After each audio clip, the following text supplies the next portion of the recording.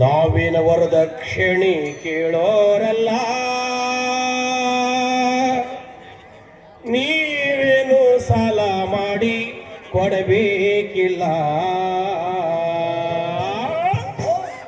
ನಾವಿನ ವರದಕ್ಷಿಣೆ ಕೇಳೋರಲ್ಲ, ನೀವೇನು ಸಾಲ ಮಾಡಿ ಕೊಡಬೇಕಿಲ್ಲ. ನೀವೇನು ಸಾಲ ಮಾಡಿ ಕೊಡಬೇಕಿಲ್ಲ. ನಾವಿನ ವರದಕ್ಷಿಣೆ ಕೇಳೋರಲ್ಲ, ನೀವೇನು ಸಾಲ ಮಾಡಿ ಕೊಡಬೇಕಿಲ್ಲ. ನೀವೇನು ಸಾಲ ಮಾಡಿ ಕೊಡಬೇಕಿಲ್ಲ.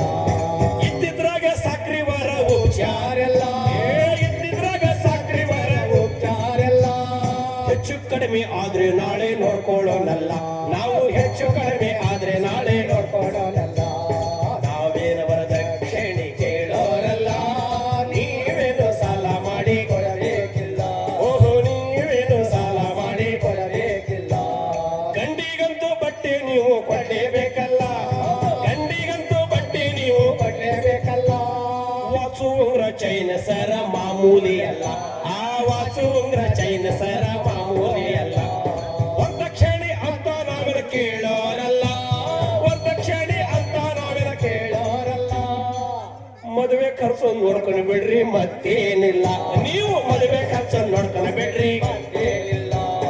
ನಾವೇನ ವರದಕ್ಷಿಣೆ ಕೇಳೋರಲ್ಲ, ನೀವೇನು ಸಾಲ ಮಾಡಿ ಕೊಡಬೇಕಿಲ್ಲ. ನೀವೇನು ಸಾಲ ಮಾಡಿ ಕೊಡಬೇಕಿಲ್ಲ. ನೀವೇನು ಸಾಲ ಮಾಡಿ ಕೊಡಬೇಕಿಲ್ಲ.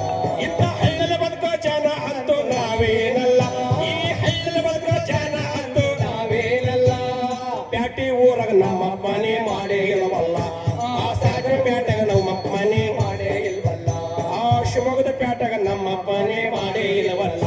ನಿಮ್ಮ ಮಗಳಿಗೆ ಒಂದು ಸೈಟ್ ಕೊಡಿಸ್ರಿ ನಮಗೇನಲ್ಲ, ನಿಮ್ಮ ಮಗಳಿಗೆ ಒಂದು ಸೈಟ್ ಕೊಡಿಸ್ರಿ ನಮಗೇನಲ್ಲ. ಮನೆ ಕಟ್ಟಕ 20 ಲಕ್ಷದ ಚೆಕ್ ಕೊಡ್ರಿ ಕ್ಯಾಶ್ ಏನಲ್ಲ, ನೀವು 20 ಲಕ್ಷದ ಚೆಕ್ ಕೊಡ್ರಿ ಕ್ಯಾಶ್ ಏನಲ್ಲ. ನಾವೇನು ವರದಕ್ಷಿಣೆ ಕೇಳೋರಲ್ಲ, ನೀವೇನು ಸಾಲ ಮಾಡಿ ಕೊಡಬೇಕಿಲ್ಲ. ನೀವೇನು ಸಾಲ ಮಾಡಿ ಕೊಡಬೇಕಿಲ್ಲ. ಹಬ್ಬಕ್ಕೆ ಮಗಳಿಗೆ ಕರ್ಕೊಂಡು ಬರಲೇಬೇಕಲ್ಲ, ಹಬ್ಬಕ್ಕೆ ಮಗಳಿಗೆ ಕರ್ಕೊಂಡು ಬರಲೇಬೇಕಲ್ಲ.